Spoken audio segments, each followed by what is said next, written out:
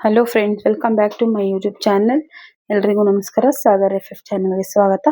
ಇವತ್ತಿನ ಒಂದು ವಿಡಿಯೋದಲ್ಲಿ ನಾನು ನಿಮಗೆ ಸೋಯಾ ಚಂಕ್ಸ್ ಇಂದ ಸಲಾಡ್ ಯಾವ ರೀತಿ ಮಾಡೋದು ಅಂತ ಹೇಳ್ಕೊಡ್ತಾ ಇದ್ದೀನಿ.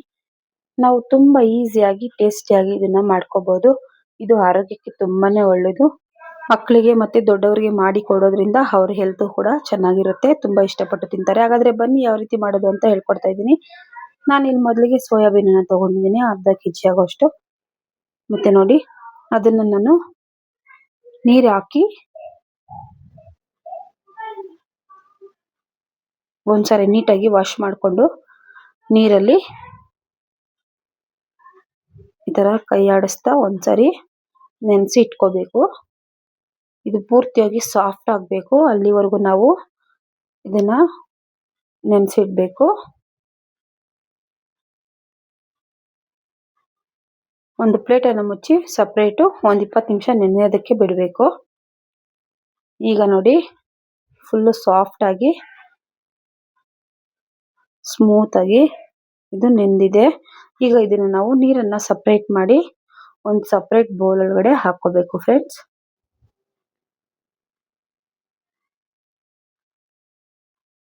ನೋಡಿ, ಈ ರೀತಿ ನಾನು ಸಪರೇಟ್ ಬೌಲ್ ಅಲ್ಲಿ ಹಾಕೊಳ್ತಾ ಇದ್ದೀನಿ. ಈಗ ಅದಕ್ಕೆ ಬೇಕಾಗಿರೋ ಪದಾರ್ಥಗಳು ಈರುಳ್ಳಿ, ಟೊಮೆಟೊ, ಮತ್ತೆ ಕ್ಯಾರೆಟ್,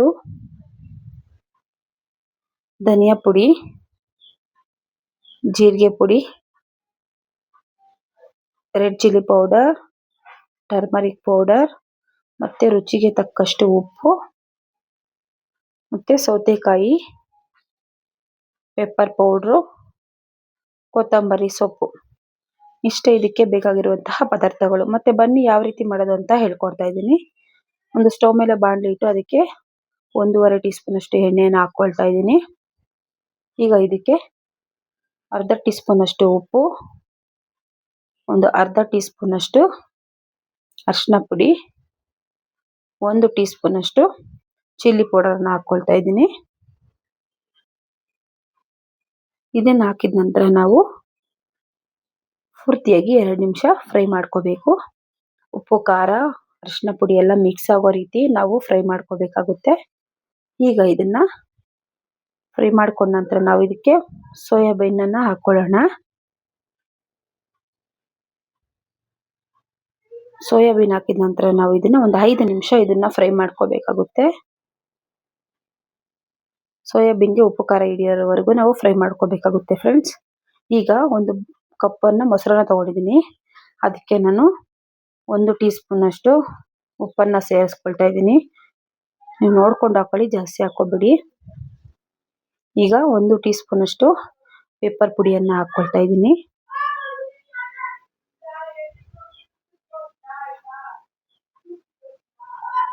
ಈಗ 1 ಟೀ ಸ್ಪೂನ್ ಅಷ್ಟು ಜೀರಿಗೆ ಪುಡಿಯನ್ನು ಹಾಕೊಳ್ತಾ ಇದ್ದೀನಿ. 1 ಟೀ ಸ್ಪೂನ್ ಅಷ್ಟು ಧನಿಯಾ ಪುಡಿ. ಇವೆಲ್ಲ ಹಾಕಿದ ನಂತರ ನಾವು ನೀಟಾಗಿ ಪೂರ್ತಿಯಾಗಿ ಮಿಕ್ಸ್ ಮಾಡ್ಕೋಬೇಕು. ಸಪರೇಟ್ ಆಗಿ ಇಟ್ಕೋಬೇಕು ಮಿಕ್ಸ್ ಮಾಡ್ಕೊಂಡು. ಈಗ ಒಂದು ಬೌಲಲ್ಲಿ ಈರುಳ್ಳಿ, ಟೊಮೆಟೊ, ಸೌತೆಕಾಯಿ,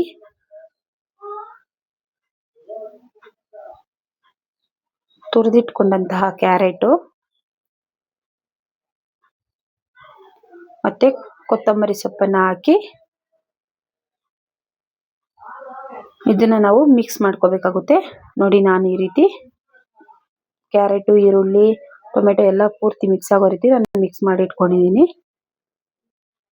ನೋಡಿ, ಈ ರೀತಿ ಚೆನ್ನಾಗಿ ಮಿಕ್ಸ್ ಮಾಡ್ಕೊಳ್ಳಿ. ಈಗ ನಾವು ಇದಕ್ಕೆ ಮೊದಲೇ ಫ್ರೈ ಮಾಡಿ ಇಟ್ಕೊಂಡಂತಹ ಸೋಯಾಬೀನ್ ಅನ್ನ ಹಾಕೊಳ್ಬೇಕು. ನಾನಿಲ್ಲಿ ಎಲ್ಲ ಸೋಯಾಬೀನ್ ಅನ್ನ ಹಾಕೊಳ್ತಾ ಇದ್ದೀನಿ. ನೋಡಿ, ಈಗ ಇದಕ್ಕೆ ನಾವು ಮೊದಲೇ ರೆಡಿ ಮಾಡಿ ಇಟ್ಕೊಂಡಂತಹ ಮೊಸರು ಹಾಕೋಬೇಕು.